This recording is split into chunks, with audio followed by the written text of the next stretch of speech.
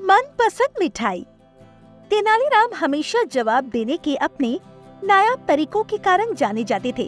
उनसे कोई भी सवाल पूछा जाए, वो हमेशा एक अलग अंदाज के साथ जवाब देते थे, फिर चाहे वो सवाल उनकी मनपसंद मिठाई का ही क्यों ना हो। आइए जानते हैं कि कैसे तेनालीराम ने अपनी मनपसंद मिठाई के पीछे महाराज कृष्णदेव राय की कसरत करवा दी। सर्दियों की एक दोपहरी महाराज कृष्णदेव राय, राजपुरोहित और तेनालीराम महल के बगीचे में टहल रहे थे। महाराज बोले, इस बार बहुत गजब की ठंड पड़ रही है। सालों में ऐसी ठंड नहीं पड़ी। ये मौसम तो भरपूर खाने और सेहत बनाने का है, क्यों? राजपुरोहित जी कहते हैं। बिल्कुल सही कह रहे हैं महाराज आप। इस मौसम में ढेर सारे सूखे मेवे, फल और मिठाइयाँ खाने का मजा ही अलग होता है।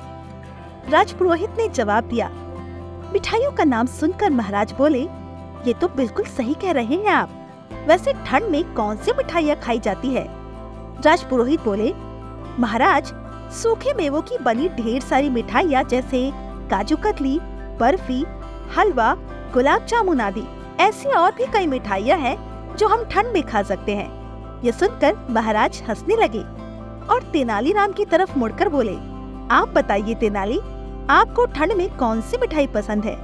इस पर तेनाली ने जवाब दिया, महाराज राजपुरोहित जी, आप दोनों रात को मेरे साथ चलिए, मैं आपको अपनी मनपसंद मिठाई खिला दूंगा। महाराज ने बोला, साथ क्यों?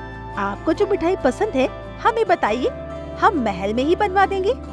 तेनालीराम ने तपाक से कहा, नहीं महाराज, वो मिठाई यहाँ किसी को बनानी नहीं आएगी। आपको मेरे साथ बाहर ही चलना होगा। महाराज ने हंसकर कहा, चलिए ठीक है, आज रात को खाने के बाद की मिठाई हम आपकी मनपसंद जगह से ही खाएंगे। रात को खाना खाने के बाद महाराज और राजपुरोहित ने साधारण कपड़े पहने और तेनाली के साथ चल पड़े।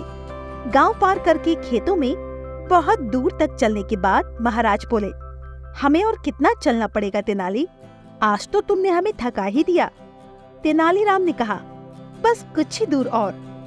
जब वो सभी मिठाई वाली जगह पर पहुँचे तो तेनाली ने महाराज और राजपुरोहित को एक खाट पर बिठवा दिया और खुद मिठाई लेने चले गए। थोड़ी देर में वे अपने साथ 3 कटोरियों में गर्मा गर्म मिठाई ले आए। जैसे ही महाराज ने उस मिठाई को चखा, उनके मुंह से वाह से अलावा और कुछ नहीं निकला। महाराज और राजपुरोहित एक बार में पूरी मिठाई चट कर गए।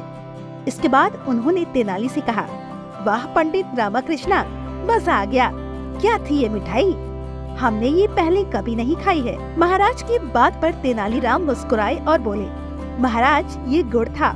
यहाँ पास में ही गन्नू का खेत है और किसान उसी से यहाँ रात को गुड़ बनाते हैं। मुझे यहाँ कर गुड़ खाना बहुत पसंद है। मेरा मानना है गर्मा गर्म गुड़ भी बेहतरीन मिठाई से कम नहीं होता। बिल्कुल पंडित रामा, बिल्कुल। इसी बात पर हमारे लिए 1 कटोरी मिठाई और ले आइए। इसके बाद तीनों ने 1 कटोरी गुड़ और खाया और फिर महल को लौट गए।